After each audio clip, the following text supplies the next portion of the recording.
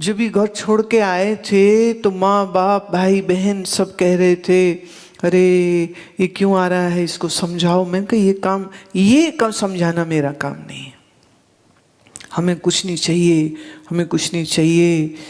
बहुत कुछ उसके घर वालों ने भी कहा, बहुत कुछ और लोगों ने भी कहा कि आश्रम जीवन कठिन होता है, तुम कैसे यहाँ रहोगे, तुम नहीं रह सको। हम रह लेंगे, हम रह लेंगे, हम रह लेंगे, हम रह लेंगे।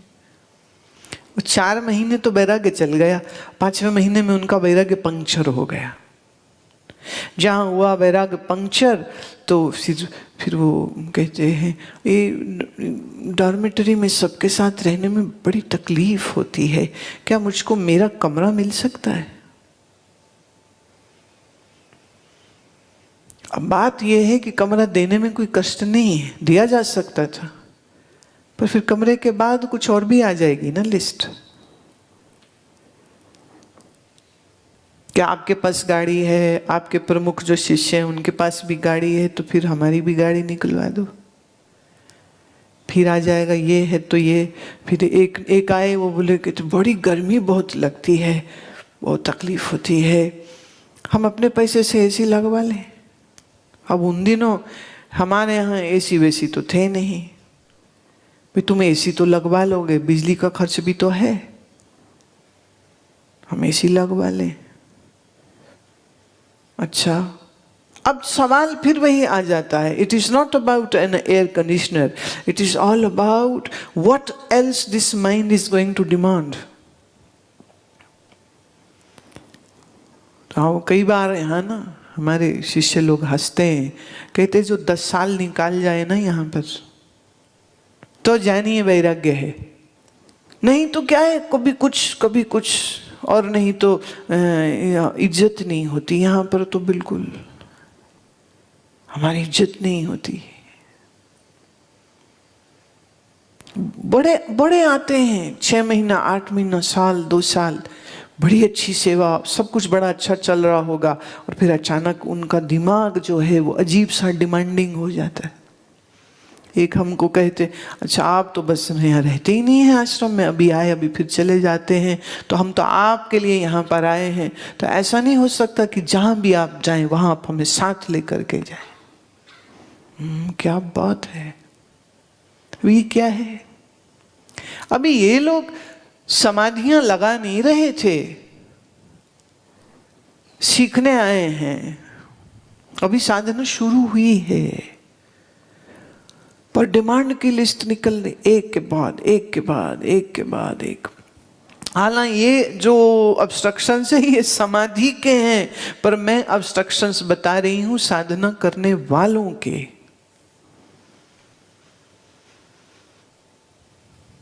हमारी सुनी नहीं जाती, हमें पूछा नहीं जाता, हमें बताते नहीं है, आप कभी भी चले जाते हो, कभी भी आ जाते हो। मैंने कहा वो तो हमने अपने बाप को कभी नहीं पूछा था, ना बताया था, तो तुझे क्यों बताएं कि हम कहाँ जाएंगे और कब आएंगे?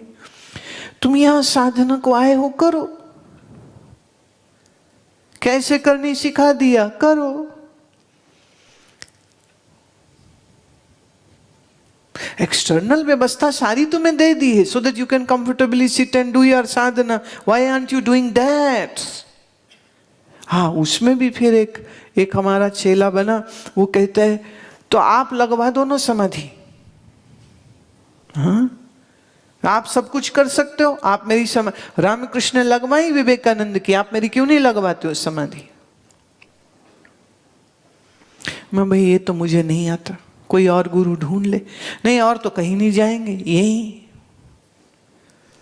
हालत ये कि जहां जाए वहीं खड़ा हो जाए, समाधि लगवाओ, यहां जाओ समाधि लगवा दो, यहां जाओ समाधि लगवा दो। हमने उसकी टिकट कटवा दी। ये तो कोई तरीका नहीं। कैसे होगी हम ये तो बता सकते हैं, तुम्हारी लगवावे कैसे? आप लगा दो। साधन तुमको करना है कि मुझको? मन तुम्हारा विक्षेप में है कि मेरा? और इच्छाएं तुम्हारे अंदर हैं कि मेरे? तो कषाय। अच्छा, एक अगली चीज बड़ी खतरनाक है, यह रसास्वाद। जिसके सविकल्प समाधि लगने लग जाए, उससे इतना आनंद आता है, इतना आनंद आता है, वो वहीं रुक जाता है, वो आगे निर्विकल्प में जाना ही नहीं चाहता।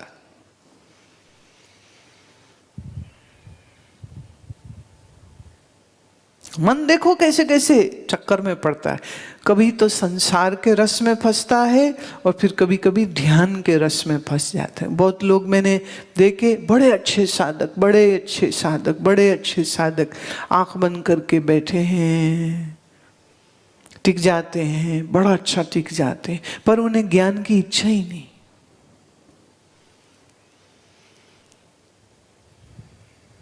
निर्विकल्प समाधि का पता भी नहीं और इच्छा भी नहीं, कहते यही अच्छा है।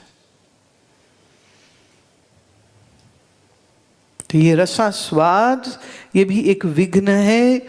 और लक्षणः चत्वारः विघ्नः संभवन्ति, ये चत्वार माने 4 प्रकार के जो विघ्न हैं, ये साधक के जीवन में आ जाते हैं और वो सविकल्प से आगे नहीं बढ़ पाता है।